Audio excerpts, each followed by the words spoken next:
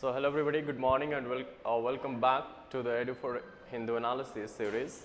And sorry, we are 10 minutes almost late today because of there were certain issues from the Hindu side as well, website. Actually, we are unable to download. We are trying to access the site from the last half an hour, but there were certain issues with that.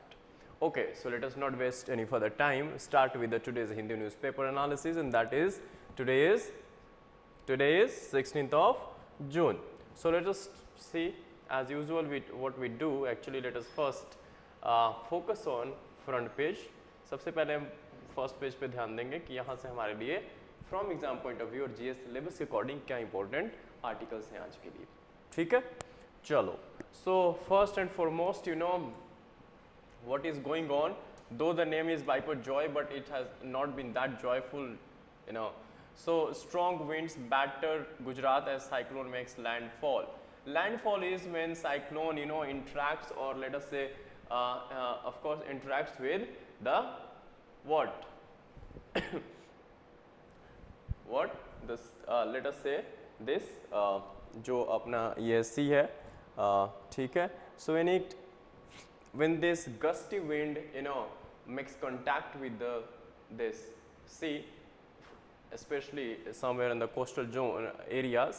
So of course on the landward side of the sea I'm talking about. So whenever it makes comes in contact with the landward side, fine, of the sea, then there because of the interaction between this gusty wind and, you know, moving wind and at a greater speed with the landward side of the sea, it leads to the general what it checks its speed, fine. So you see that earlier it was somewhere around 130 kilometers per hour, but after making landfall the speed reduced to almost 55 kilometers per hour.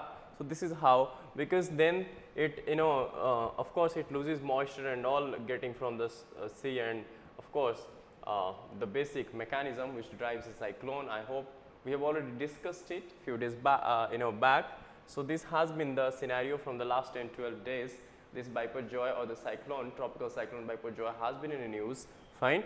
And this, remember, this cyclone actually originated in the Arabian Sea, fine, or the Bay of Bengal side. So keep in mind this thing. We have two sets of. So that much is important as far as this. Just keep in mind what is landfall. Rest is, of course, conceptual, cyclones and all, tropical cyclones basically. So from this page, what else is important? So we can see there is one figure for us. Exports dip again, trade deficit hits 5 month high. ठीक है. So हमारे जो exports हैं फिर से dip कर गई हैं, कम हो गई हैं, ठीक है. And trade deficit जो है इस वजह से, you know, trade deficit is what? Your exports minus imports, ठीक है.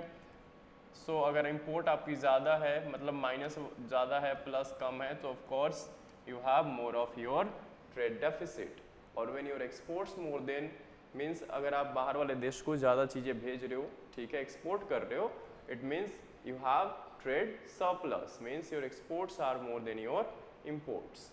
ठीक है, चलो. So India's merchandise exports fell 10.3%. Merchandise exports means goods basically we are talking about. Exports fell 10.3%, fine, in May, while imports contracted or fell at a slower 6.6%. So you can see from these two figures that there is a divergence of around almost 3.5%, fine, 3.7% between these two figures. So by 3.7% your export fell more. It means import is greater than somewhere your exports, and that's why we have the scenario of trade deficit in the last 5. This has been the 5 months high, because the last one in aggregate, this 5 months high of trade deficit in absolute figure amounts to $22 billion, fine, $22.1 billion. The previous fall, deficit was somewhere in the range of $20 billion. You can see April has crossed the 20 billion mark since December 2022. Fine, and this time is a 2022, so that's why it has been the highest trade deficit in the last 5 months. Fine, demand revival soon. So of course there are, if हमारे exports अगर fall कर रहे हैं तो उसके कुछ reasons हैं. Suppose globally you know what is going on, US Ukraine conflict, pandemic led supply chain issues, plus you know global monetary tightening. So monetary tightening की वजह से क्या होता है, पॉलिसी रेट जब आप कोई भी central bank you know increase करती है, so it more or less impacts the borrowing power of the people. When borrowing power gets impacted, it means directly or indirectly it is going to impact the overall demand in the economy or demand of the people. Fine. So when demand is impacted, it means the foreign countries consumers or customers are not going to demand the Indian products, let us say, because of their own domestic issues. Fine. So in such a scenario, your exports gets impacted. Fine. Because of global, you can say, contraction in demand. So demand revival soon. Commerce Ministry is anticipating or hopeful of demand revival in near future. Fine. And of course they give the reasons. So far persisting geopolitical tensions, you know, Ukraine, Russia, that's going on, and between other countries as well, and monetary tightening induced recessionary fears have triggered a decline in consumer spending across advanced nations. Fine. Citing the World Trade Organization's upward revision in global trade growth for 2023 from 1% to 1.7%. ठीक है. So this year the growth overall trade is going to increase by 1.7% compared to the last previous years 1%. So this is a positive thing for us. Fine. So the ministry said it anticipates the revival of demand from July August. Fine. So this has been the of course overall scenario that why our exports falling, even imports contraction because of even on we are trying, still we import the highest, that is the crude oil of course, but somewhere with the blending of ethanol in petrol 10%, and then by 2025 we are going to have this 20% and many other things like shifting towards renewable energy and all. So of course this has somewhere positively impacted our import bill as well, means impacts as well, imports as well, because over the time our imports going to decline. But remember the gap, the rate of decline in the two is more in exports and less in imports. That's why you have deficit. Had it been vice versa, the trend would have been of trade surplus. Okay, so that much is important from this article. Okay, चलो next page देखते हैं what is more important for us. So okay,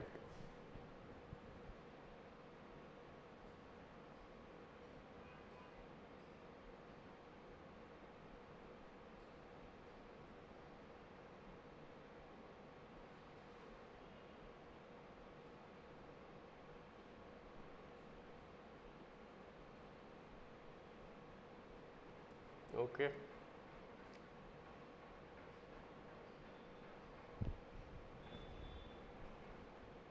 So you have this political news, ठीक है.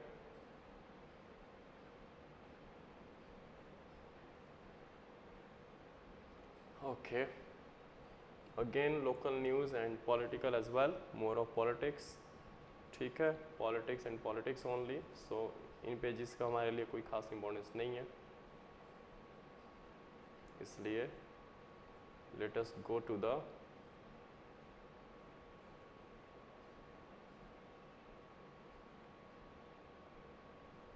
Karnataka textbook, again kind of politics only. So let us go to the editorial page, which is again most important.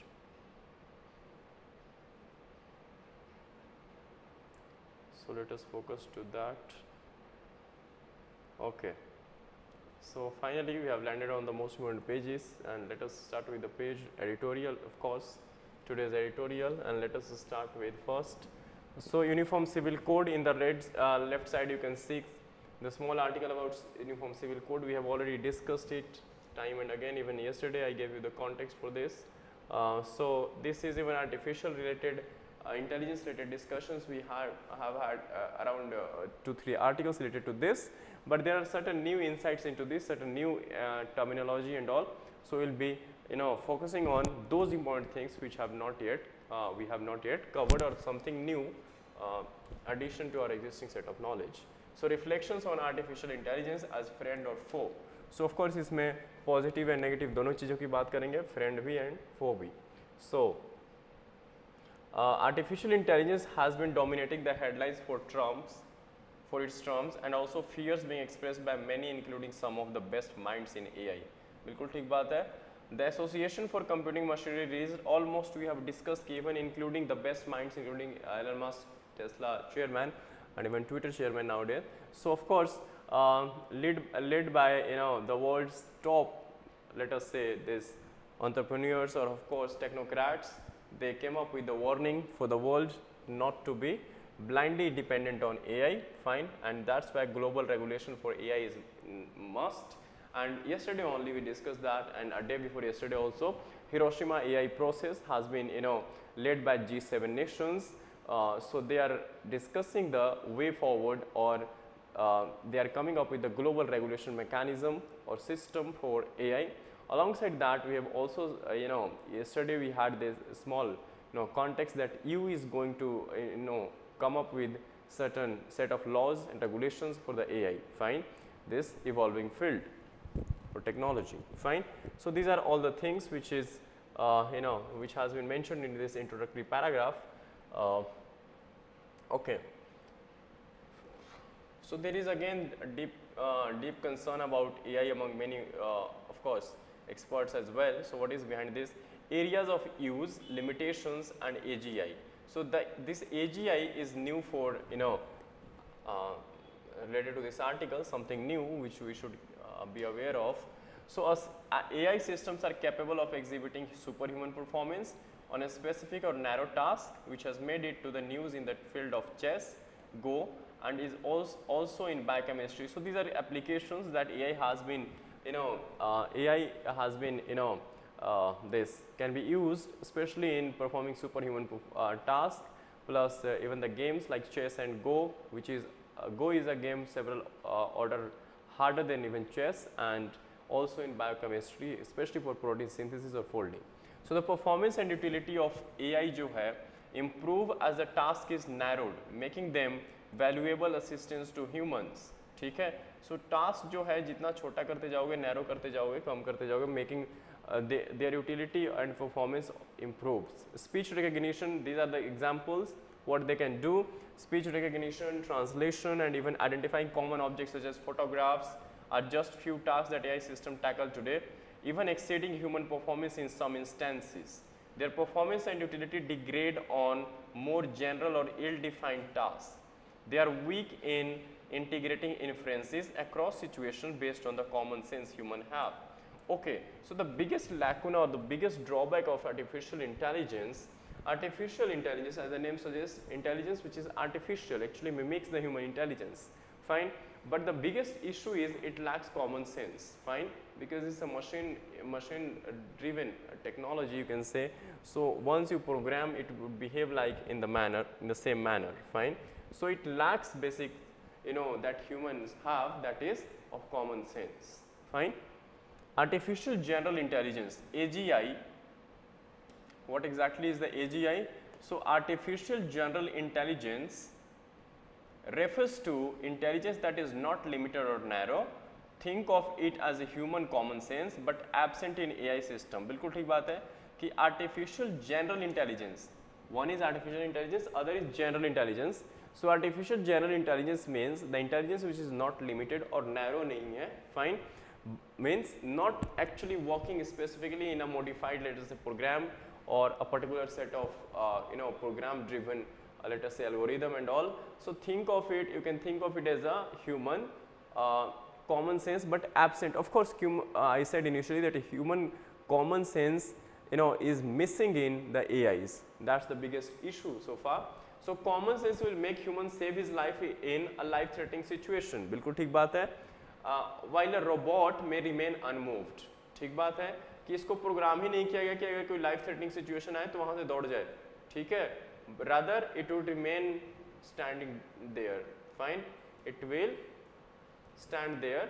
So अगर ये वहाँ ऐसे ही रहता है, खड़ा रहता है, जो भी करता है, not moving or unmoving object है, so of course it will have to face such kind of life threatening situations.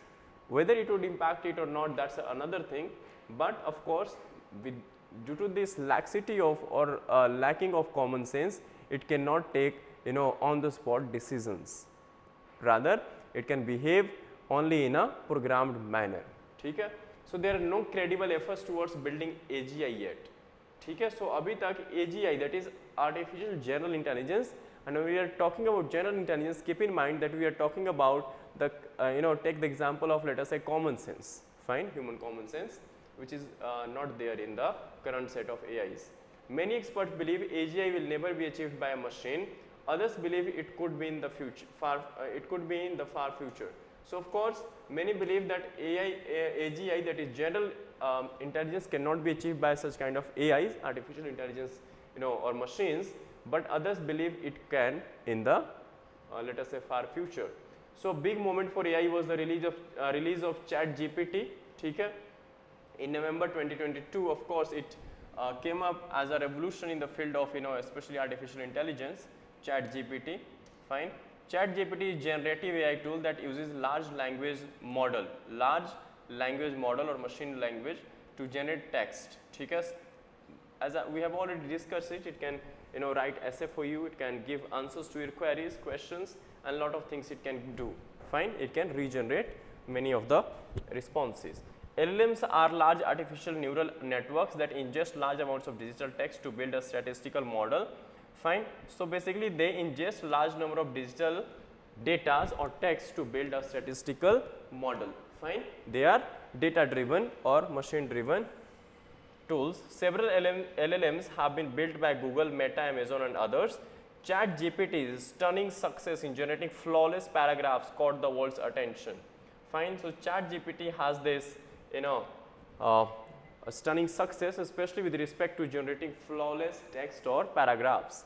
Writing could now be outsourced to it. Some experts even saw sparks of AGI in GPT-4. Fine, AGI could emerge from a bigger LLM in the near future. So कहते हैं कि कुछ जो हमने बात की ऊपर कि कुछ experts ऐसे हैं जो believe करते हैं कि AI can have general intelligence, that is AGI mechanism in the coming future, or some say it cannot. So here some of those who are believers or optimistic about the general intelligence will be this will be part of AI in the future. So of course they believe that somewhere this ChatGPT has a kind of a spark for AGI, fine, or of AGI. So other experts refute this vociferously based on how LLMs work. Vociferous is vehemently opposing something, fine. At the basic level, LLMs merely predict the most probable or relevant word to follow a given sequence of words. ठीक है, so basic level पे how LLM works. So LLM are what exactly is LLM? It's a large language model, remember. So LLMs merely predict the most probable or relevant word to follow a given sequence of words. ठीक है, based on the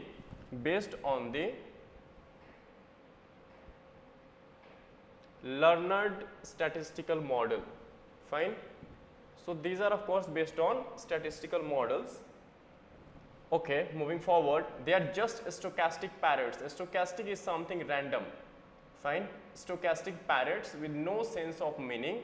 They famously hallucinate facts confidently and wrongly awarding Nobel Prizes. Okay, so he is saying that they are basically kind of random parrots who actually hallucinate facts, fine, and no sense of meaning. They don't have any kind of meaning, or sensible meanings in itself. So basically because they are programmed, kind of tools, or they are basically based on statistical facts or data, fine. So they have been fed something, then they are giving some output, fine. They don't have their own set of common sense, or you can say let us say understanding and all, or to behave in a particular manner, or let us say take the on the spot decisions, fine, especially in the emergency kind of situations or life threatening situations, fine. So okay, true AGI will be a big deal if and when it arrives. A machine outperforms humans in every physical task today, and AGI will, of course he is saying that true AGI will be a big deal if and when it arrives. Machines outperforms humans in every physical task today, and AGI may lead to AI machines. बिल्कुल ठीक बात है कि machine जो है they outperform humans in every physical task, and there is a data we will see in the further pages of this paper today that AI tools, AI has the potential to replace or make the 50% of the work automated. Fine, means automation can be driven by AI up to the how much 50% of the workforce at the level of workforce. So bettering humans in many intellectual or mental tasks, bleak scenarios of super intelligent machines enslaving humans have been imagined. Fine, so such kind of bleak situations has been imagined where machines can enslave humans. Fine, AGI system could be a superior species created by humans outside of evolution. बिल्कुल ठीक बात है. So biological evolution different चीज़ है outside of human evolution. Though these sets of technology will be created by humans, but they can later on has this potential capacity to even enslave the creators itself. Fine, or the humans. AGI will indeed be a momentous development that the world must prepare for seriously. ठीक है. Now he is saying I believe that current LLMs and their successors are not even close to AGI, but will AGI arrive someday? Fine. चलो. Okay, so where are the dangers? Where the dangers lie? So let us now focus on the dangers, the negative side of this aspect. Does that mean we can live happily without worrying about the impact of AI? Of course, we cannot. Superhuman AI. So I see three. He says I see three possible types of dangers arising from AI. So three types of possible dangers he is underlining. So first is superhuman AI. The danger of super intelligent AI converting humans to slaves. कहते हैं I do not worry about such a highly unlikely scenario. ठीक है. So he says that this is unlikely scenario. Fine.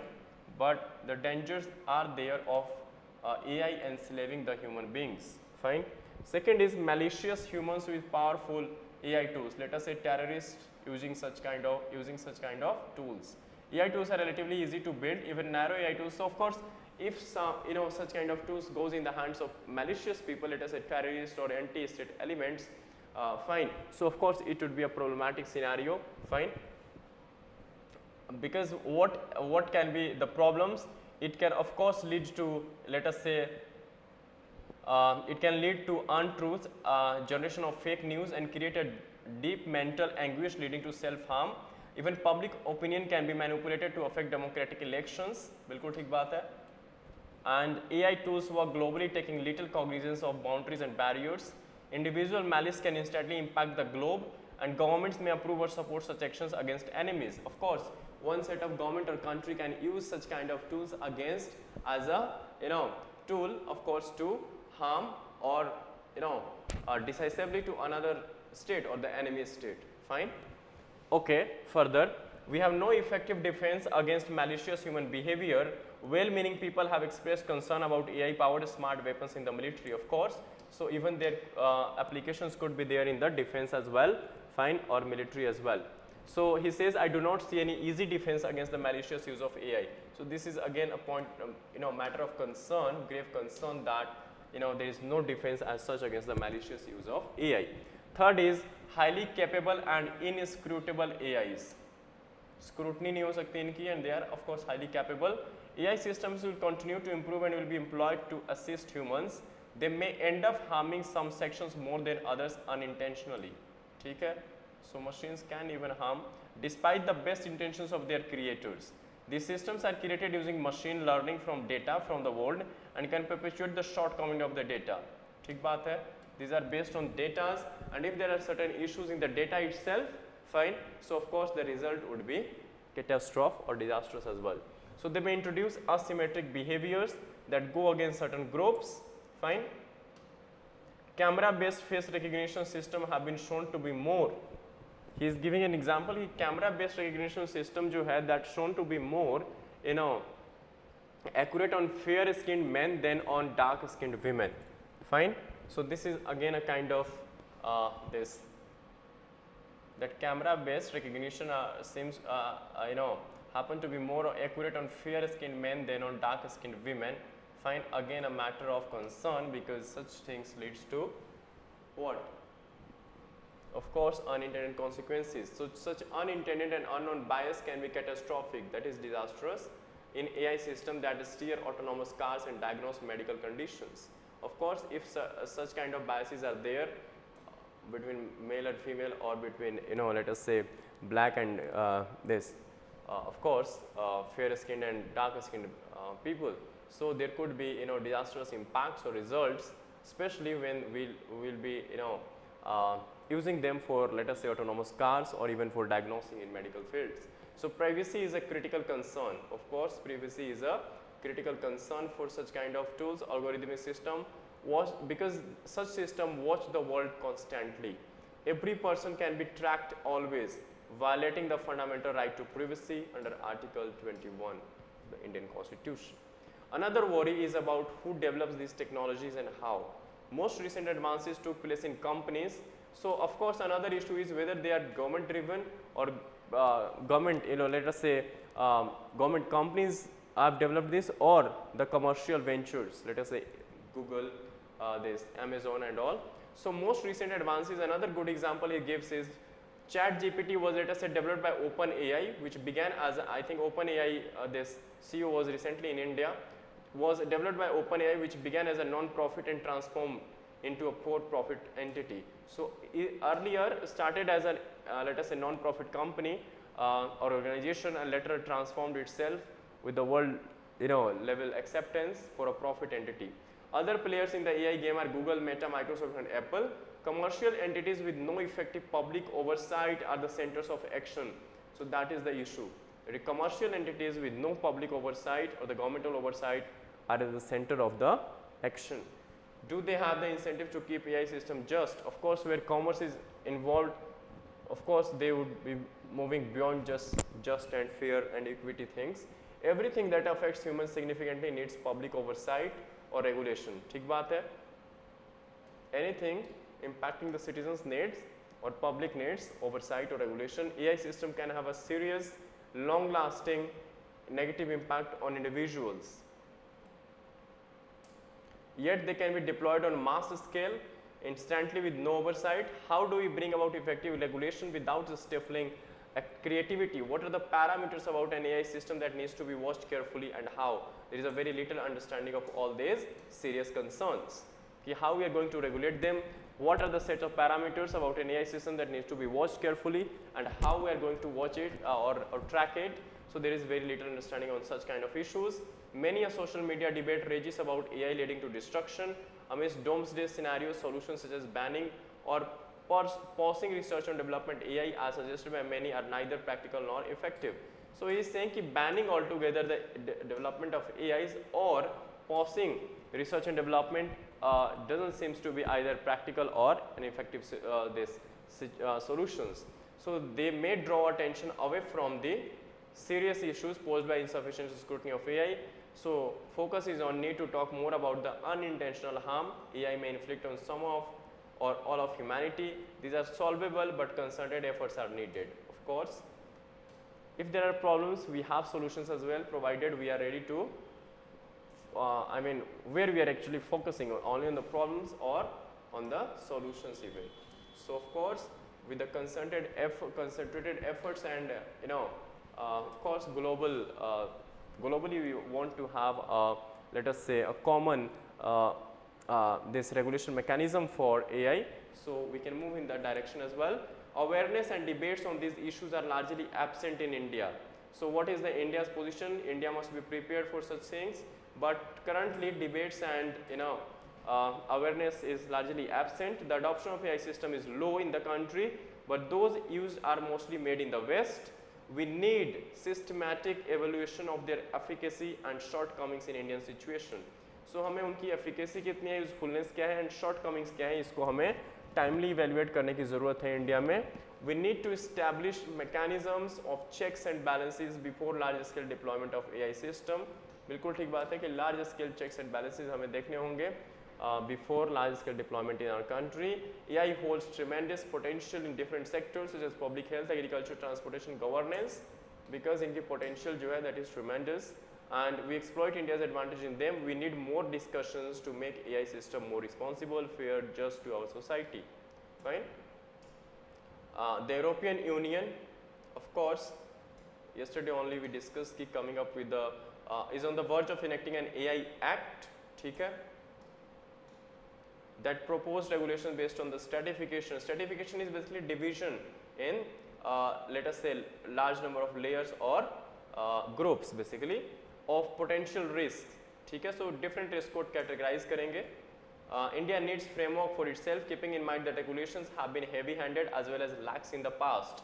So ये ध्यान India को regulations की ज़रूरत तो है. We need certain acts and laws to regulate AIs, but at the same time you need to keep in mind that earlier regulations have been heavy-handed, either बहुत ज़्यादा strict थे or lax or not that strict. So we need a middle ground.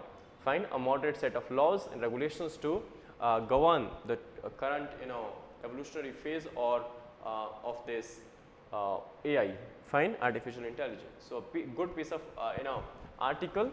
We should keep tap on this as well as revise the same. Next is jump starting the next phase of US-India defense ties. Fine. So this is again a good piece of article. Jump starting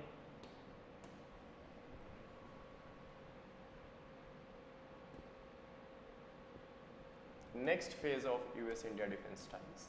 Fine. So the focus in this article would be more or less on the defense ties between India and China, this US, so sorry, India and US, and the focus is on, of course, the recent visit by the, let us say, Defense Secretary of US, meeting our Honorable Defense Minister and signing off the new sets of these agreements, and our Prime Minister happened to visit US on 21st and 22nd of June. So even there we are anticipating of some let us say major defense cooperation or signing of agreements. Fine.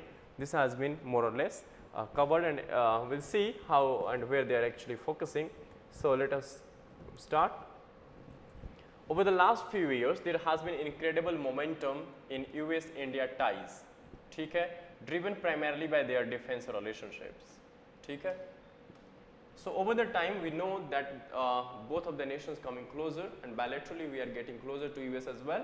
Fine. Over the time, you have seen in majority of the field, and even defense is one of them, among them, ठीक है. So United States Secretary of Defense Lord Austin traveled to India from June 4 to 5 to reinforce the major defense partnership and advance cooperation in critical domains. Fine. So उनका आने का एक visit का जो purpose था, that was to reinforce major defence partnership जो India और US के बीच में चल रही है, and advance cooperation in critical domains. Noticeably, his visit secured an agreement on roadmap for defense industrial cooperation, so especially defense industrial cooperation. Focus here.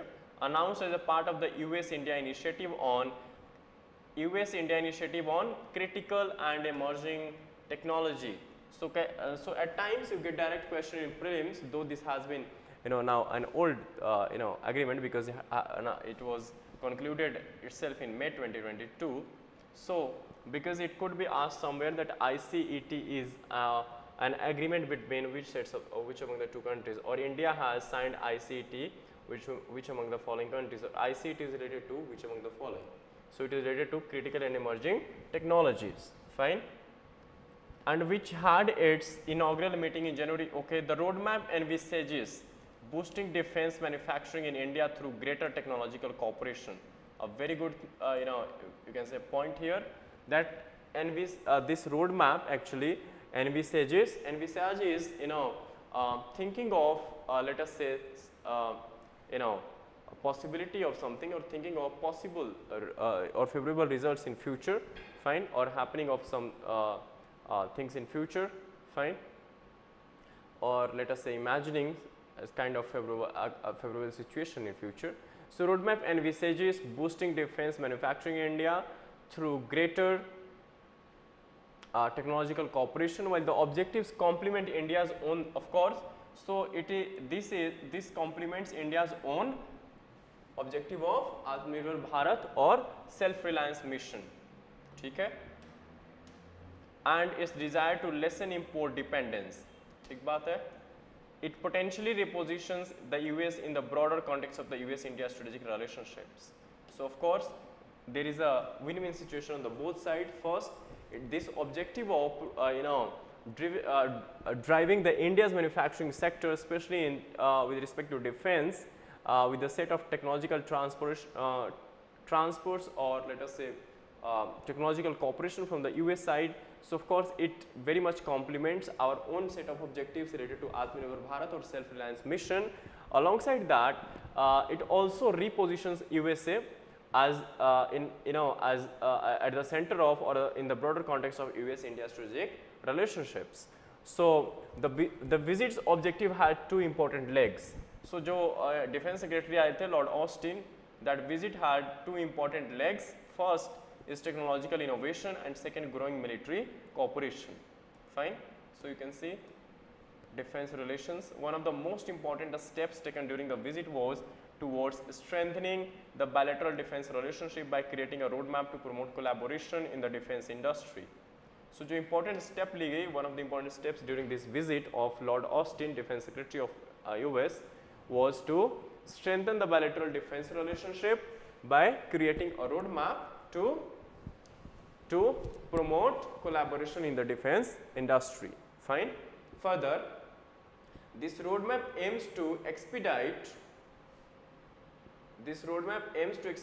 crucial co-development and co-production initiatives, fostering stronger connections between the defense sectors of the two countries. Okay. There was the launch of new initiative. So what was the new initiative that was launched? Indus X. Fine. Remember, even this can be asked, that the Indus X initiative is between which among the following countries. Fine. Which is to provide new impetus to the defense innovation engagement between the two countries. So it is related to defense innovation. Fine. Engagement in the field of defense innovation between India and US. This builds on the US-India bilateral space situational awareness arrangement signed in 2022. So already in 2022 we have signed space situational awareness. You could see space situational awareness SSA arrangement between India and US concluded in the early 2022, which promises, so space situational awareness basically promises to enhance information sharing and cooperation in the space sector. Fine. As the name suggests, space, so of course it is related to the space related information and cooperation sharing. Furthermore, new areas in defense space exchange have been identified based on the cooperation between the US Space Command. Even the new areas for the space or defense space exchange have been identified based on the identification of US Space Command. And what are those sets of areas? Let us see. So here, and India's Defense Space Agency, of course, DRDO basically. So India's, so we basically received this status from the US side, and that status is related to major defense partner. So India's major defense partner status along with the 4 foundational agreements signed with the US now allow for the sharing of technology and more frequent cooperation. So remember, we are the major defense partner of US. Fine. This is the status provided by US itself. So here there is another term, 4 foundational agreements that we have already concluded with the US, and these 4 foundational agreements are basically, let me write in brief. 4 foundational agreements are basically Limoya Logistic Exchange Memorandum of this agreement, memorandum agreement. Then we have this BECA, Basic Exchange and Cooperation Agreement. Then we have GSOMIA,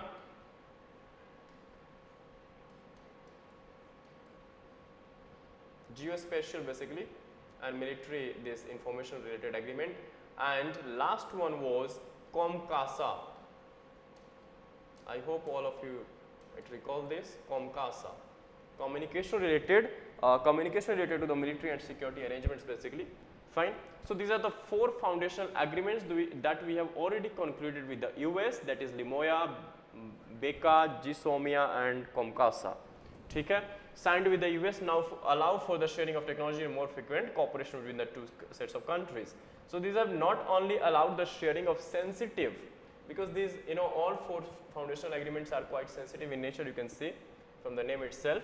So this not only allowed the sharing of sensitive technologies without India having to become an ally, but have also proved to be effective mechanism to prevent backsliding due to the procedural difficulties or structural differences.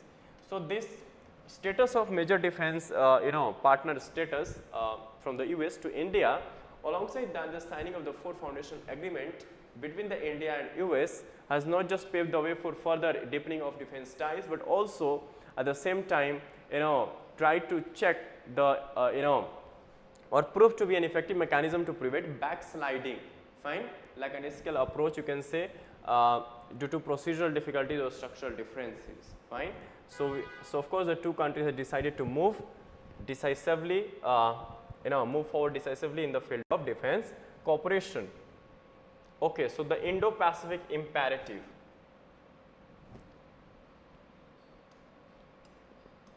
So during a 2+2 ministerial dialogue, 2+2 is the dialogue between the this defense minister and the external foreign minister of the countries, 2 countries, fine. We have such kind of arrangements between Australia, even Japan, even this Russia, fine, and of course with the US. So the US Defense Secretary referred to the US-India Defense Partnership as the cornerstone of their engagement in the Indo-Pacific. So this Defense Secretary Lord Austin labeled our ties between the 2 countries, especially the defense partnership, defense ties, as a cornerstone of our engagement in the Indo-Pacific, outlined broad aspects in the Indo-Pacific including coercive action by the People's Republic of China. So of course these are the actions of the rather say the countries are responding against the coercive actions which were initiated by the China in such areas. The aggressive action of Russia towards Ukraine aimed at forcibly redrawing borders and undermining national sovereignty, transnational issues, but remember we don't share the same views that US have on the US-Ukraine conflict, remember this much. If we are having good relation with any country or any, let us say this bilateral multilateral groupings, it doesn't mean we also share the same kind of view that they hold, fine, it's not necessary. Okay. Okay, so the aggressive action of course of this Ukraine-Russia conflict and all transnational issues such as terrorism and climate change. So these are transnational, these are the issues of terrorism and climate change are not the issue of any specific nation, but they are transnational in nature. They cross the boundaries. Of course, they are the problems in the majority of the countries. So the combined threat assessment by India and the US in the region point to China is a common and most conspicuous challenge. Conspicuous is something clearly visible, fine. So common combined threat assessment by India and US found especially in the Indo-Pacific that China as a common and most conspicuous challenge. Okay? As stated in China's military power report 2020 brought out by the US, the People's Liberation Army Navy is the world's largest navy by number of ships. Okay? So China की जो navy है, that is largest navy in the world today in terms of the number of ships they have. With the Indo-Pacific region getting more contested, it is estimated that the subsurface presence of China is likely to increase in the India and Pacific Oceans. Okay? So it is estimated that the subsurface presence of China and especially China is going to, of course, we have major impact in these regions, especially, and this presence of China is going to increase in the coming times. Fine.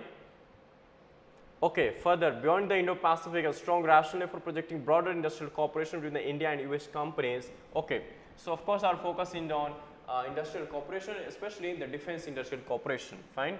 So apart from the Indo-Pacific, another area is projecting broad industrial cooperation between India and US companies in the defense sector, is the existing scale of American investment in India. Okay, so existing scale of जो American investment है आज के time में, that is primarily coming up in the defense sectors or defense manufacturing. Fine. Behind this is an almost declaratory support by the US government, exhorting its companies to support India's defense modernization. So even US is exhorting its companies or you know, to what? Participate in India's defense modernization. In the long run, this could lead to at least 3 dominant trends. Fine, this modernization, defense modernization or participation of the US companies in India's defense industrial production can result into 3 kinds of dominant trend. And what are these 3 kinds of dominant trend? We will see one by one. So, this can result in at least 3 dominant trend under the umbrella of US-India Defense Cooperation. Nurturing and growth of an ecosystem of joint ventures. Of course, this can result in a joint ventures between India and US companies, especially in the defense related companies, defense production. The US incrementally gaining a larger share in the Indian defense manufacturing, ठीक बात है. And both sides ironing out existing impediments. Impediments are basically the barriers or the roadblocks in co-development and co-production. So, these are the 3 trends that can emerge. First is a joint venture between let us say US and Indian defense companies. Second one is US taking the central stage in terms of defense production in India. US is incrementally getting a larger share in India's defense manufacturing, and of course, both sides ironing out any kind of existing barriers, or you can say further you can say of course roadblocks or the issues which are basically in the co-development and co-production of such defense of course tools and this equipment. So, American companies led by Boeing, Lockheed Martin, BAE System, Honeywell Aerospace, Radiant Textron and others partner across a range of manufacturing activities related to the defense sector with Indian companies, most prominently with Hindustan Aeronautics Limited and the Tata Group. So, of course, these are the companies, American companies and Indian companies which can form joint venture. So, these are likely to be supplemented by linking defense startups from both countries through an innovation bridge that was announced in the ICT program. So, ICT jo agreement hai, that is of course this cooperation in the critical and emerging these technologies. So, here initiative on in the critical and emerging technologies. So, there is innovation bridge kind of things under this agreement which can result into defense startups of the 2 countries interlinking with each other or forming again a kind of joint venture. So, the defense technology and trade initiative between the 2 countries has often been criticized for being too ambitious and caught in the maelstrom. Maelstrom is a difficult situation basically of bureaucratic resistance. Fine. So far what happened, that's what they are writing. Technicalities related to sensitive technology transfer and structural differences in how the Indo-US defense ecosystem work. Fine. So, of course, now the recent times we have come closer in or sharing a good bilateral relations. Of course, however, recent steps promise to jump start the DTTI by providing a specific momentum to co-production and co-development in the defense sector. A standout in this regard has been the elevation of India-US relation, a strategic partnership with the ICET agreement. So, ICET agreement has been very important for both the countries, fine, in order to further deepen their defense cooperation, fine. The visit of the US Defense Secretary has prepared the ground for the official state visit of the Prime Minister Modi to the US on June 22, which could see a few big ticket announcements, especially in the area of defense cooperation. Yes, our Prime Minister scheduled to visit US on June 21-22. So, the sky it seems is the limit in the emerging defense partnership between the 2 of the world's leading democracies. So, of course, we are the largest democracies and US is the oldest democracy, fine. That is why we are the world's 2 leading democracies. So, such kind of going forward, such kind of agreements or even this visit seems to be, or this cooperation especially in the defense seems to be that in such kind of cooperation even only the sky seems to be the limit, and going forward this defense partnership is going to further deepen between the 2 largest democracies, fine. So, a very good piece of article, you must read and revise the same. Okay, moving forward to the next page.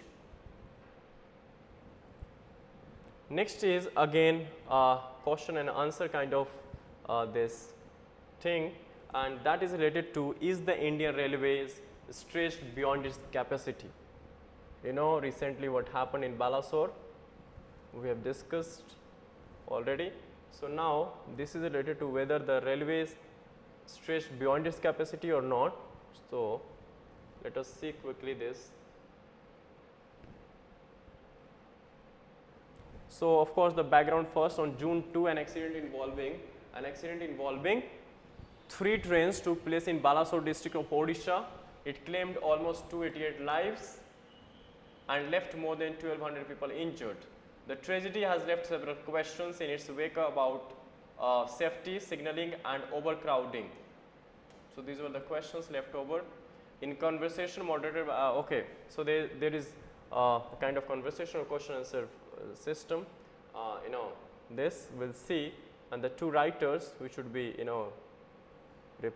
replying to this, answering these questions: Mahesh Mangal, former additional member of the railway board, fine, and he led the team which developed Kavach, Mahesh Mangalji, and Sudhanshu Mani, retired general manager of the integrated coach factory of the Indian Railways in Chennai, creator of the Vande Bharat Express. So you can see both are the experts in their respective domain, especially in the railways. Okay. So let us see.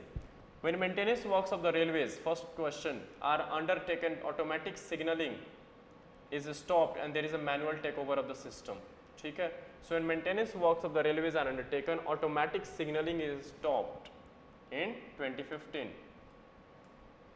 and there is a manual takeover of the system. In 2015, inspecting officials found that the station masters and signaling maintainers could cite safety literature but were unable to answer questions on it. Okay.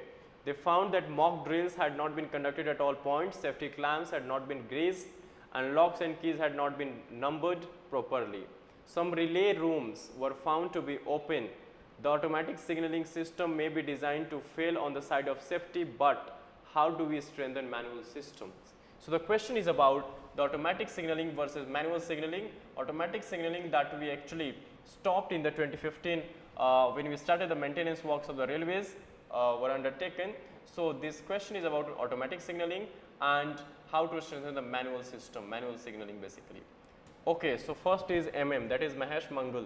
First, he says, first is regarding inspections and shortcomings. The railway system is vast and indeed. Inspections are regularly carried out by the supervisors and officers, training is regularly done and feedback is also regularly obtained. So some of these things that you cited happen because of the lack of sincerity. Okay. So lack of sincerity on the part of the staff, but such incidents are not regular occurrences, otherwise we cannot operate 20,000 trains daily on 7 or 8,000 stations. So see, Indian Railway operates around 20,000 trains on daily basis. Most trains are punctual and run properly. There is some slack, yes, but not to a larger extent. Kuch khamiyan hai, but not to a large extent. SM, that is Sudhanshu Mani. There have been such incidents, but these do not mean there is a laxity and lack of safety overall. Fine. कहते हैं कि issues है, no doubt, but happening of a major accident doesn't mean there is a laxity or lack of safety overall. Fine. They are lacking on the part of safety. These are the instances we point to how systems need to be improved in those particular areas as and when they are noticed. Of course, you can't ever do enough as far as safety is concerned, although the safety record of the railway has been improving drastically over the years. कहते कि अब these kind of incidents or what happened, this gives you a chance to improve, fine, in the particular areas where actually we are lacking, and of course you cannot ever do enough as far as safety is concerned. ठीक है, आप सब कुछ नहीं कर दोगे. Safety of course is, but there could be incidents because of any reason. So although the safety record of railway has been improving drastically over the years, this accident has cast a big shadow on our record.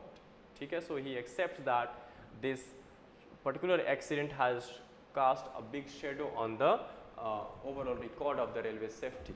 Fine. Okay. There is need to look at the safety systems afresh and the cultural safety rules supreme. Okay. Punctuality and other aspects of the railways have to be built into it. So कहते हैं कि there is need to look at the safety systems afresh and the culture safety rules supreme. The punctuality and other aspect of railways have to be built into it. ठीक है, so punctuality should be part of the safety. Second question, there has been a lot of chatter about Kavach, the anti-collision device. Kavach, the anti-collision device, could it have helped or not? And if not, what are some? कहते हैं कि अगर कवच होता, suppose लगा होता उन trains पे, तो क्या ये हेल्प कर सकता था? ये जो कोलिजन है उसको रोक सकता था, प्रिवेंट कर सकता था, और नहीं then what are the other methods to correct issues of signalling. ठीक है. So what they are saying, because one of the member Mangal Mani, this MM, of course, not Mani, but he was Mahesh Mangal ji. So he was part of the team which developed this, or he led the team basically which developed the Kavach. So he is the best person, would be better person to clear this doubt. So what he is saying, we did provide anti-collision features and this system do provide some kind of protection. Kavach would have been of little use in this particular case. ठीक है. So he is clearly saying कि Kavach अगर होता भी तो it was of little use. In case the train enters the wrong line, suppose it was given the signal for the main line but entered the loop line due to some kind of interference with the signaling system. Means main line, as I have already elaborated, this is a main line, let us say, but instead of going straight way, it the train enters this side. These are called loop lines. जहाँ पे almost जहाँ पे वो जो मालगाड़ी थी वो भी खड़ी थी, फ्रेट ट्रेन. ठीक है. यहाँ पे बेसिकली पॉज दिया जाता है, let us see parking kind of things here. ठीक है. For the time being standing there. ठीक है. सो ट्रेन यहाँ से आई एंड ऐसे चली गई, जाना ऐसे था. ठीक है. So of course colliding with the already this standing freight train. So it would immediately apply an emergency brake. So ये कहते हैं कि given the signal for the main line but entered the loop line due to some kind of interference with the signaling system, it would immediately apply an emergency brake, but in this case the loop line was occupied. ठीक है. So कहते हैं कि ऐसा होता है कि अगर लूप लाइन पे चली भी गई, अगर ये लूप लाइन खाली होती, ठीक है, इस पे ऑलरेडी फ्रेट ट्रेन नहीं होती, तो फिर क्या होता, इमरजेंसी ब्रेक पायलट जो है ड्राइवर लगा सकता था. But in this case what happened, the loop line was occupied. Of course freight train standing there in the loop line, and the distance between the stationary goods train and the point from which the Coromandel Express entered the loop line was hardly 100 and 150 meters. So you could understand even emergency brake cannot protect, save this, could have saved this collision. The braking distance of such a train at 130 kilometers per hour would be more than 600 meters. ठीक है. So कहते हैं कि emergency brake भी अगर लगाओगे और कोई ट्रेन अगर 130 किलोमीटर पर आवर की स्पीड से चल रही है, so minimum distance that required for emergency brake to walk is almost 600 meters, but actual distance was just between 100 to 150 meters. So you understand. So Kavach would have made a little bit of difference in the sense that the impact might have reduced, but it would not have prevented the accident.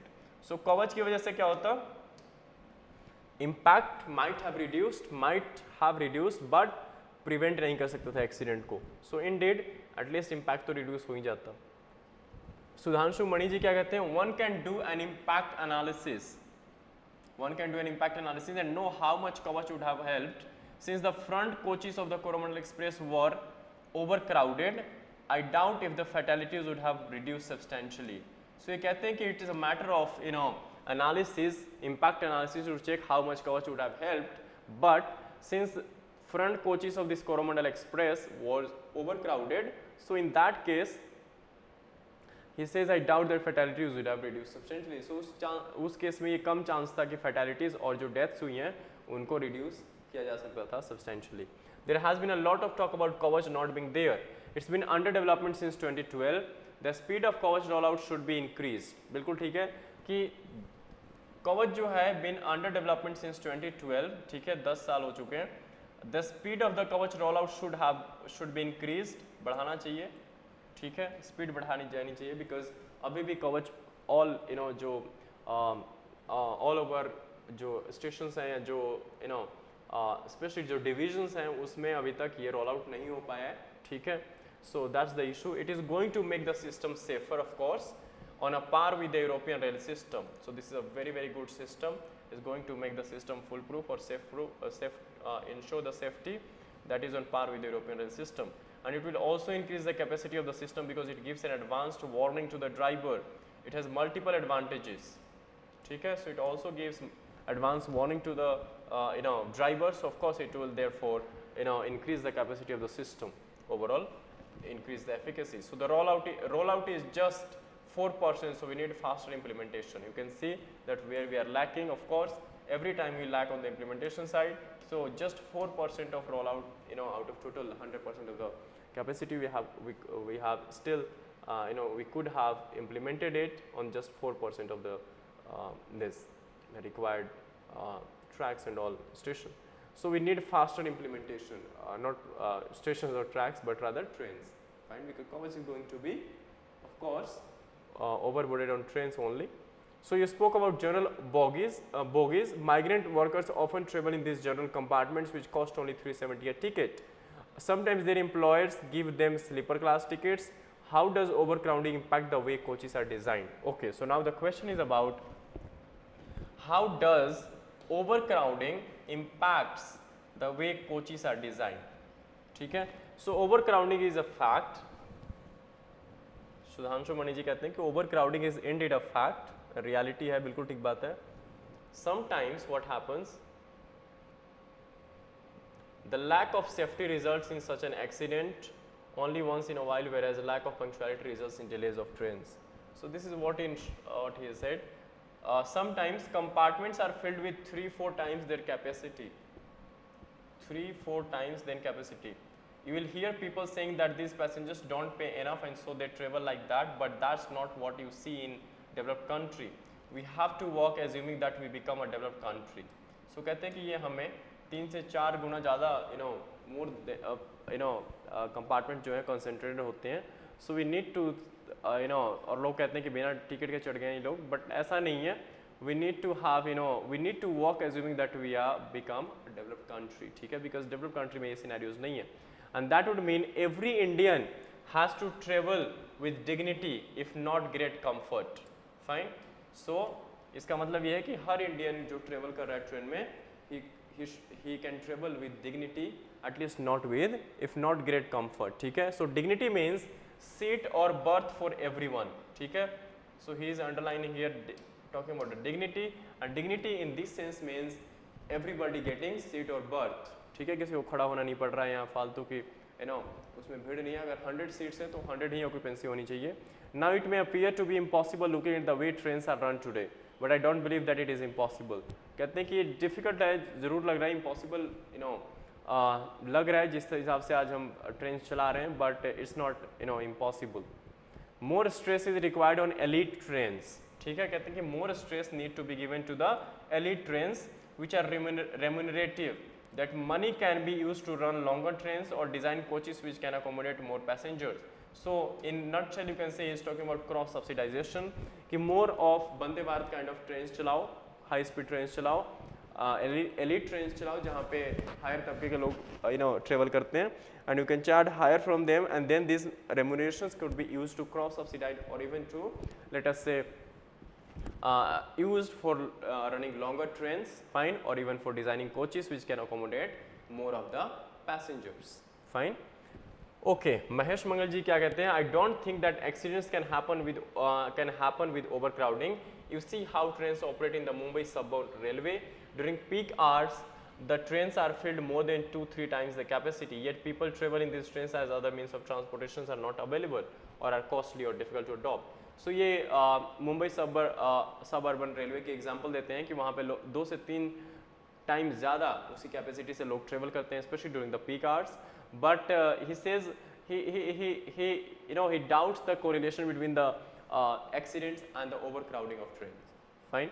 So he is skeptical about that. In India, there are some high density routes such as the Howrah-Chennai route, high density routes such as Howrah-Chennai route or the Delhi-Mumbai route. In these cases, you need to balance punctuality with safety. बिल्कुल ठीक बात है. High density means जहाँ पे ज़्यादा लोग travel करते हैं. Does this leave little time for any block maintenance works on tracks or for instance? So क्या जहाँ पे हमें punctuality चाहिए along with safety, so does this provide ample time to maintain time for any block maintenance works on tracks, on the spot maintenance हो? Most of these sections operated more than the design capacity of the double line sections. So definitely there is a pressure on. So Mahesh Mangal ji कह रहे हैं कि most of these sections mentioned above, the high density sections, operated more than design capacity of the double line sections. ठीक है, so जो भी capacity है उससे ज़्यादा चल रही है, so definitely there is a pressure on giving blocks. Blocking are tracks against movement of traffic over a particular section to allow for maintenance works. Blocks are basically multiple types of let us say tracks. You might have seen diversion.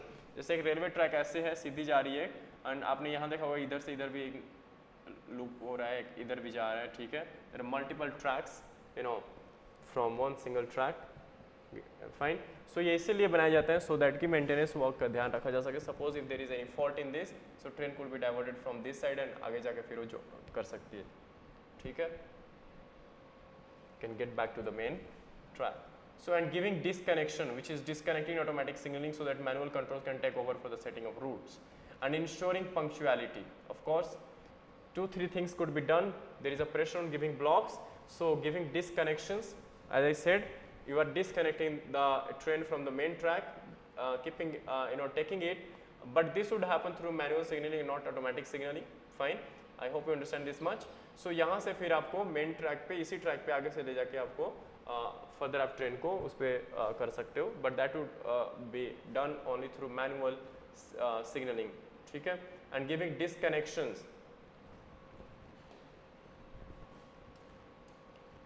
Okay, and ensuring punctuality. Of course, punctuality is must. We have a working timetable which helps us block a period between some mail express trains. This has to be followed by the controllers who operate the trains. So working timetable है जो help करती है to block a period between some mail express trains, ठीक है. So that maintenance could be taken care of.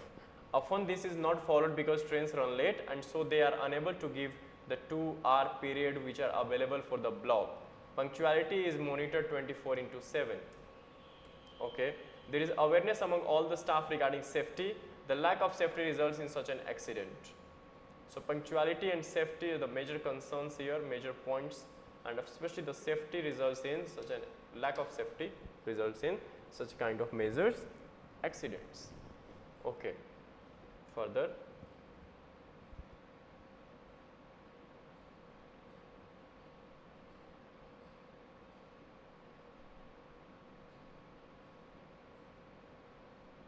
ठीक है. So only once in a while lack of punctuality results in delays of train. So only once in a while, कभी कभार punctuality results, lack of punctuality results in delays of trains. So that is why more people emphasis is given to punctuality and safety to an extent takes a back seat. ठीक है. So इसीलिए ज़्यादा focus जो है punctuality को दिया जाता है, safety को कम, ठीक है. सुधांशु मणि जी कहते हैं safety cannot be traded with anything. I have been reading ridiculous suggestions and such as the speed of train should be reduced. This is retrograde. Safety कहते हैं कि can not be traded with anything, and कहते हैं कि कुछ suggestions ऐसे आ रहे हैं कि ट्रेन की स्पीड कम कर दी जाए. इंडिया में ट्रेन की स्पीड वैसे ही कम है इन कंपैरेटिव टर्म्स अगर आप कंपेयर करो with the world level. Fine. There are countries like China and Japan running bullet trains in the range of 600 per kilometer per hour. We are not running our trains even at the 300 speed. So how come even if we can think of reducing the further speed? Fine, rather we should concentrating on enhancing the speed. So it would be a retrograde step indeed. We have to increase speed. This is what he's saying, but also bring in system that will ensure safety. So ये नहीं कि सिर्फ speed बढ़ा दो, हमारी tracks भी उस लायक होनी चाहिए, ठीक है. एंड इवन की कोचेस की डिजाइनिंग भी उस तरह की होनी चाहिए which can go in or would be in sync with the increase speed of the trains. You can have even higher speed without any compromise on safety. Safety has to take primacy over punctuality. Fine. Punctuality can be improved and it can be made safer with inputs and with heavy induction of funds for track renewals. We have eliminated unmanned levels crossing, but the time has come to eliminate manned level crossings. Okay. So we have eliminated unmanned crossings. Now the time has come to even eliminate the manned level crossing.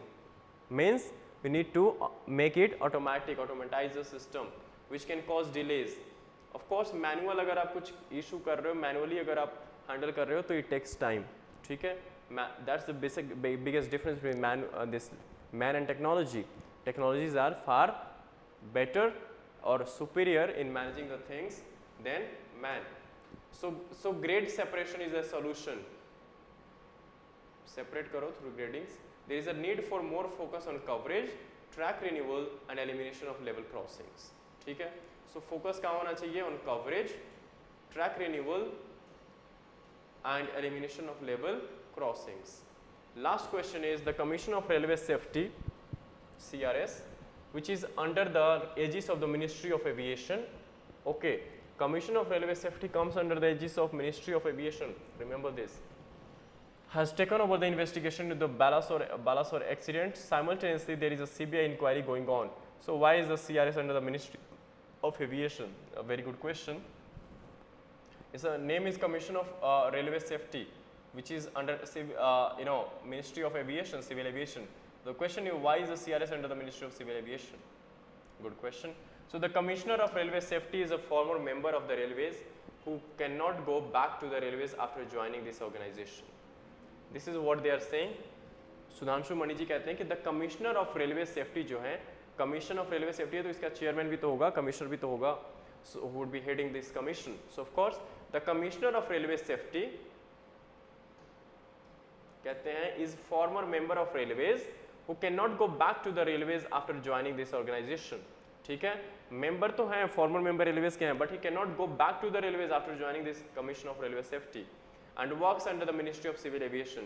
So the CRS has independence from the railways hierarchy. Okay, this is one thing, that this commissioner is not accountable to the, let us say, or has independence or autonomy in their in his or in its working.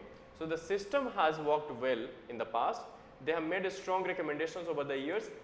Basically this conflict of interest, or we can say autonomy कहीं ना कहीं यहाँ पर होती है. So that's why there is a different ministry oversight over this particular CRS. कहते हैं cannot comment on why the CBI probe was ordered. Since this was a massive accident, I wish the government had ordered a judicial proof. ठीक है. So Sudhanshu Mani जी कहते हैं कि CBI inquiry क्यों order की गई मुझे नहीं पता, और I don't like to comment over that, but judicial proof would have been a better option. By and large, judicial proof is considered the ultimate impartial proof in our country. Okay. So of course he is saying that trust lies with the judicial proof because this is the only thing which considered ultimate impartial proof in our country. Now Mahesh Mangal ji कहते हैं for most accidents an inquiry by the CRS has given good results. It has been quite quick. Okay, so CRS inquiry जो quite quick, and as the investigations are formally from the railways, investigators are formally from the railways only, so they know the system and can explore technical aspects. ठीक है, बिल्कुल ठीक बात है. आप जिस domain से उसमें बेटर कर सकते हो. So and they can give good recommendations as well, but yes, for all major accidents it is better to have a judicial proof. Even he is batting or advocating for judicial proof. Possibly the judiciary will look at it from different angle and not from a tactical angle, but from the shortage of manpower angle too. ठीक है. So कहते हैं कि of course जो judicial proof है that could have been a better option instead of CBI inquiry. Okay. Another important piece of article, I mean this. Okay, moving ahead, let us go back to the explainer page. Is the ranking system of colleges flawed? Okay, not going with that, not that important from the exam point of view as such. So are non-communicable diseases increasing in India? So this is more important compared to the previous one. Let us focus on this, a small article. Okay, non-communicable, I hope you understand what is non-communicable diseases increasing in India. Okay, what are the causes of such an increase? What are these figures trying to tell us? Which states are highly impacted or prone to NCDs, that is non-communicable diseases, and how can we stop this? How can we stop this developing problem? So complete coverage of this thing. The story so far, the new national estimates for diabetes and other NCDs, that is non-communicable disease, shows that 31 million, that is 3 crores, 3.1 crore more Indians became diabetic in 4 years, that is 2019 to 2021. So in the past 4 years, we have added another 31 million, means 3.1 crore Indians in the figure of being diabetic. Fine. So you can see the speed and scale of this rising mammoth of this problem, diabetics. So that's why India has been labeled as becoming diabetic capital in the world. Okay. What were the findings? Okay, little bit of facts, figures. In 2021, study found that India has 101 million people with diabetes, means 10 crores, and 136 million people with pre-diabetes, okay, means they are verge of becoming diabetic. Additionally, 315 million people had high blood pressure, 250, okay, let us not go that much into this. 350 million had abdominal obesity, and 213 million people had hypercholesterolemia, wherein fat collects in arteries and puts individuals at greater risk of heart attack and strokes. So hypercholesterolemia से जो ग्रसित जनता है वो कितनी है 21.3 crores, okay, and 185 million had high low density lipoprotein LDL.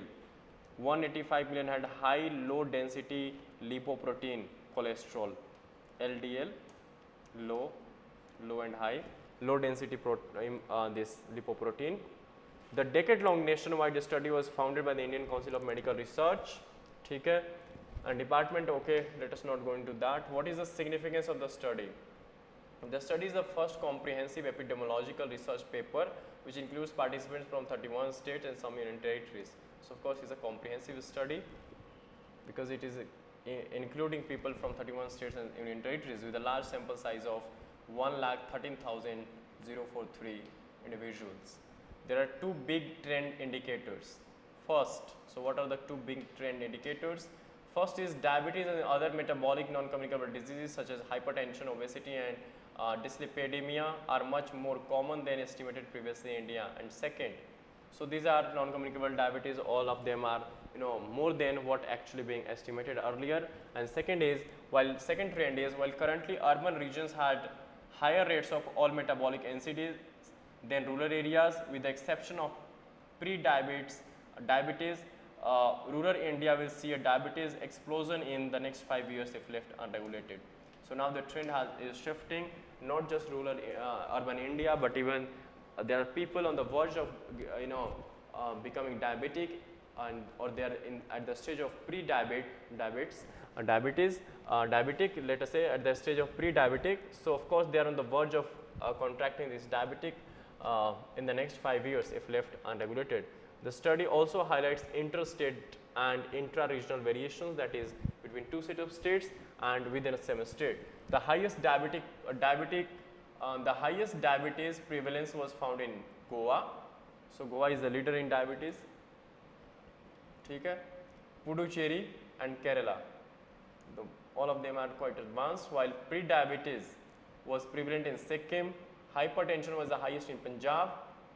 ठीक है, so Punjab is the leader in hypertension.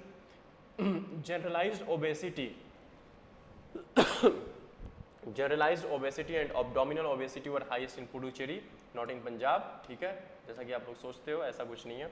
So generalized obesity and abdominal obesity जो है that was highest in Puducherry, while Kerala had high hypercholesterolemia, which enhances the chances of heart attack, and high LDL, low cholesterol level. The lowest prevalence of NCDs was found in UP, Mizoram, Meghalaya and Jharkhand. ठीक है, the lowest prevalence of non-communicable diseases was found in all of such these things, diabetes and all are non-communicable in fact. This cross-sectional population-based survey of adult age above 20 years across the country is a stratified multi-stage sampling design in the study titled Metabolic and Non-Communicable Health Report of India, the ICMR INDIBE National Cross-Sectional Study. ठीक है, INDIBE, that is India Diabetic and All Foundation.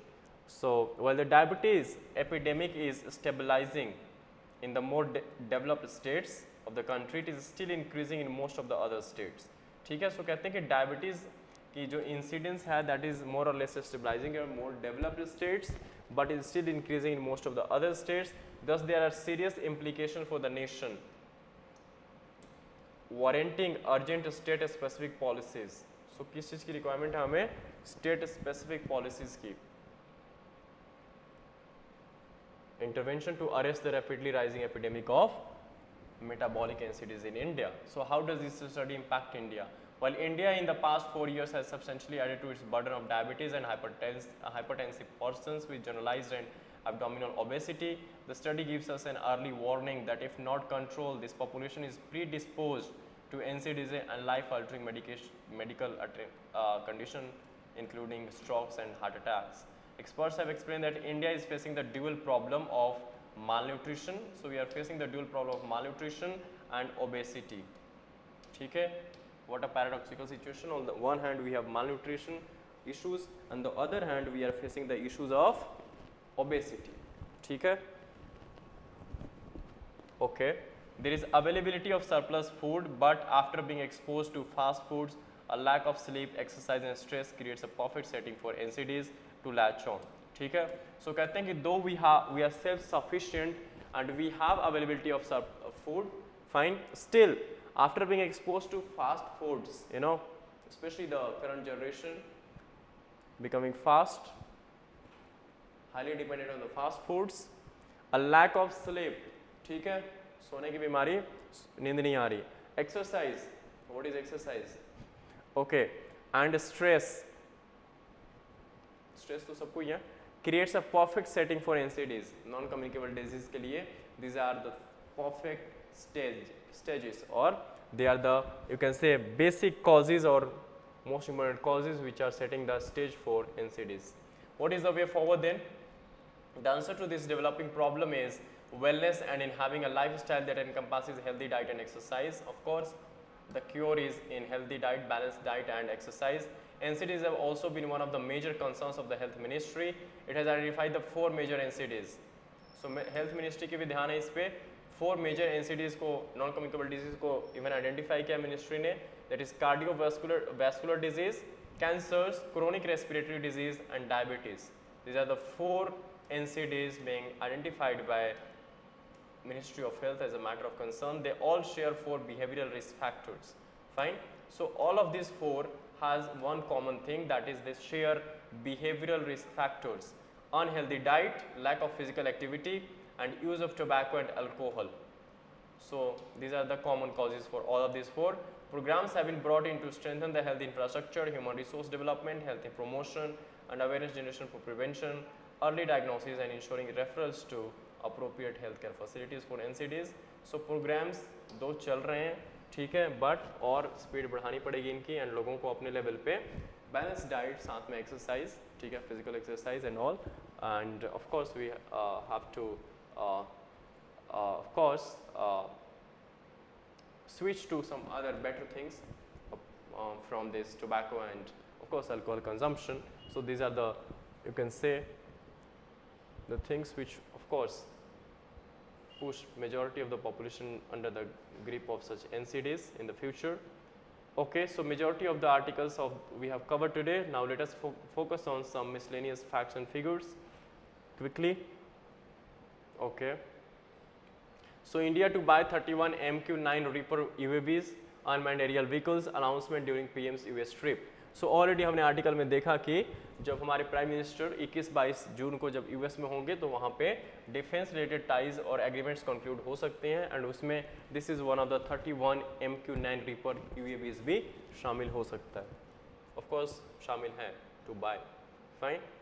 Okay, BIMSTEC to adopt Bangkok vision. BIMSTEC, Bay of Bengal Initiative for Maritime Security and Technical Economic Cooperation to adopt Bangkok Vision. Remember, this is important. 2030 में Bangkok Vision 2030 at the next summit. ठीक है. So next summit होना कहाँ है? It doesn't mean कि Bangkok में ही होना है. Bangkok Vision Bangkok में ही होगा.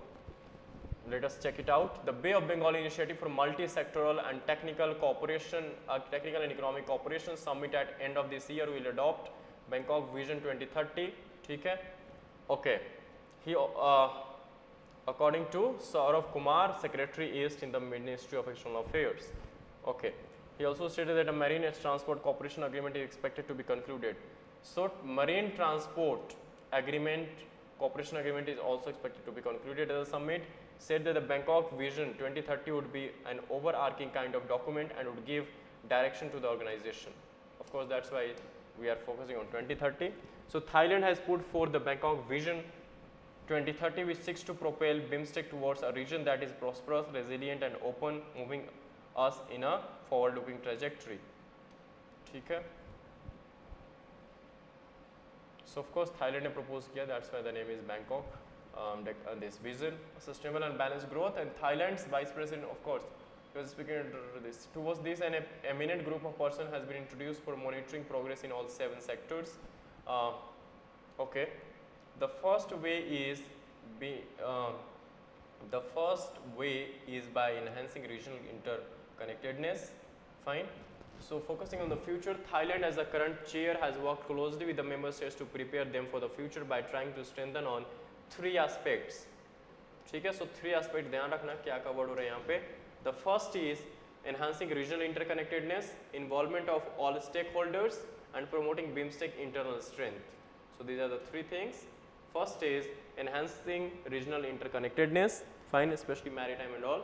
And second is involvement of stakeholders, all the countries, all other, you know, the related to this members and organizations. And third is promoting BIMSTEC's internal strength. जो भी BIMSTEC countries की internal strength है उसको promote करना. ठीक है, wherever they are. The grouping comprises, of course, you need to keep in mind the countries part of this group. BIMSTEC. So नाम से ही पता लग जाता है. See how to remember. The name itself is BIMSTEC. So आप कैसे याद रख सकते हो? BIMSTEC. B for Bangladesh, B for Bhutan. ठीक है. B से 2 कंट्रीज हैं याद रखना, भूटान एंड बांग्लादेश. I से India, M Myanmar, N missing है, आपने नेपाल का याद रखना. ठीक है, नेपाल का ध्यान रखना. Means the countries where you need to put special focus, जो इस नाम में नहीं आता, दैट इज भूटान और लेटेस्ट से बांग्लादेश. सो एक बी याद रखोगे तो एक करना पड़ेगा. उसके बाद Nepal, okay, S is Sri Lanka, T is Thailand. ठीक है. So 5 you know this 5 countries are there, 3 and 2 5. 2 आपने एक्स्ट्रा याद रखना है. ठीक है, Bhutan and Nepal. So there are in aggregate 7 countries. ठीक है. This is how you can remember. Just remember the 2 additional countries. 5 countries are there in the name itself: Bangladesh, India, Myanmar, Sri Lanka, Thailand. ठीक है, plus Bhutan and Nepal. Fine. Okay. चलो, moving to the next pages. Okay, politics. Fine. 80 castes to be added to the central OBC list. ठीक है. NCBC chief Hansraj Gangaram Ahir. ठीक है. National commission for backward classes. ठीक है. सो ये न्यूज़ में है इवन कि NSCSC national commission for schedule caste, even these are the constitutional of course bodies which has been in news. ठीक है. सो आपको ध्यान रखना इन चीज़ों का. This is a context important for us. So you see, in addition to taking credit for the recent addition, the Union government noted its move to bring 150th amendment to the constitution for including this additional 80 castes into the central OBC list. So 150th amendment is related to this thing, remember. Okay. India EU ICT case, WTO agrees to wait till September. Fine. So ICT related case चल रहा है किसका? India and you का इन WTO. ठीक है. सो WTO has agreed to wait till September 19. Fine.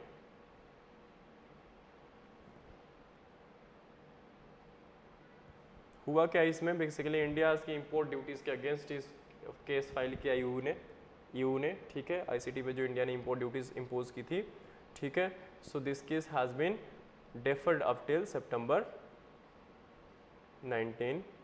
ठीक है.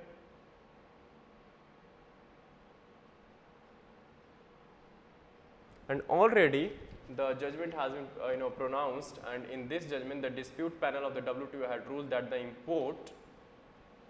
the dispute panel of the WTO had ruled that the import duties imposed by India on certain information technology products, ICT is information and communication technology basically products, violate global training norms. The EU and India have said that the additional time would help facilitate the resolution of the dispute. ठीक है. So bilateral level पे अगर ये कर लें तो ज़्यादा better रहेगा. But the case, the judgment has been against India. Okay.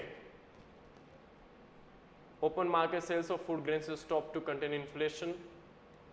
Yesterday only we have seen the OMS, that is open market sale scheme, was stopped by the center. ठीक है. So this has been stopped in order to tackle the inflation. Politics भी चल रही है इसके पीछे काफ़ी, ठीक है. Who is doing politics, who is doing economics, need to keep in mind. I mean, not entirely need to go into politics, but just keep focusing on how much is required for us.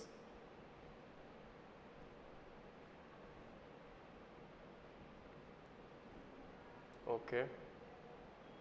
Finally, Fed talks of more hikes, not a big risk. ठीक है. सो हमारे chief economic adviser साहब we अनंत नागेश्वरन साहब कहते हैं कि जो fade जैसे फेडरल रिजर्व यूएस के जो सेंट्रल बैंक है, अगर वो और भी अपने रेपो रेट्स पॉलिसी रेट्स बढ़ाता है, so that's not a big risk for us. Why so? Because he sees US financial market pushing back rate cut expectation to 2024. कहते हैं कि 2024 से ही रेट कट जो है वो एक्सपेक्टेड है in US, not prior to that, with the possibility of a spillover to global markets, however sees little risk to the Indian economy from such a recalibration. Fine. Why so? Already few days back we have studied about what he said. Some of the issues we are we are not under the grip of our economy is not under this overheating problem, plus we have strong fundamentals. Fine. So of course he is saying that to that extent there will be an impact on the financial markets which would spill over to the global markets. Of course, if US Federal Reserve is raising the rate, it of course would have impact on the global markets, but to what extent depends on country to country.